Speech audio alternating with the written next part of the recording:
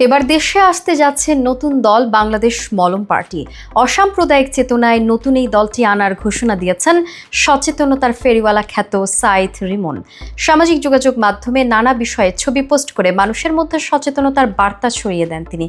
নতুন এই দলে দল মত নির্বিশেষে সম আচরণ করার প্রত্যয়ে মানুষকে যোগ দেওয়ার কথাও বলেন রিমন।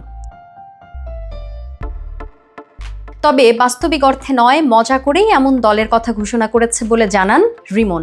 ২৬ এপ্রিল দুপুরে নিজে ভেরিফাইড ফেসবুক পেজে মজাদার এই পোস্টারটি শেয়ার করেন তিনি। পোস্টারে দলটির প্রধান কার্যালয়ের ঠিকানাও উল্লেখ করা হয় হাস্যরসাত্মকভাবে। রিমন লেখেন, প্রধান কার্যালয় বাজার রোড, ধর্মতলা, বরগুনা, পার্টির চেয়ারম্যানের শ্বশুরবাড়ি। আন্তর্জাতিক কার্যালয় রিমন মঞ্জিল, পিটিআই সড়ক, বরগুনা। এ প্রসঙ্গে গণমাধ্যমকে রিমন বলেন, আমি দীর্ঘদিন ধরে সোশ্যাল মিডিয়ায় মানুষকে নানা বিষয়ে সচেতন করে আসছি। মলম পার্টির অপব্যবহার থেকে শুরু করে সমাজের বিভিন্ন অসঙ্গতি নিয়েও কাজ করছি। সাম্প্রতিক সময়ে দেশে নতুন নতুন দল গঠনের যে প্রবণতা দেখা যাচ্ছে সেটিকে মজার ছলে তুলে ধরতেই পোস্টারটিকে তৈরি করি। আমার লক্ষ্য হাস্যরসের মোড়কে মানুষকে গুরুত্বপূর্ণ বার্তা দেয়া। তিনি আরও বলেন, অনেকেই হয়তো পোস্টারটি দেখে হাসবেন, কিন্তু এর মধ্য দিয়ে আমি একটি বড় বার্তা দিতে চাই।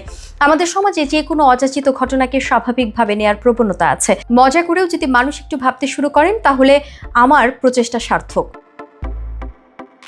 পোস্টারটিকে ফেসবুকে শেয়ার হওয়ার পর মুহূর্তেই ভাইরাল বনে যায়।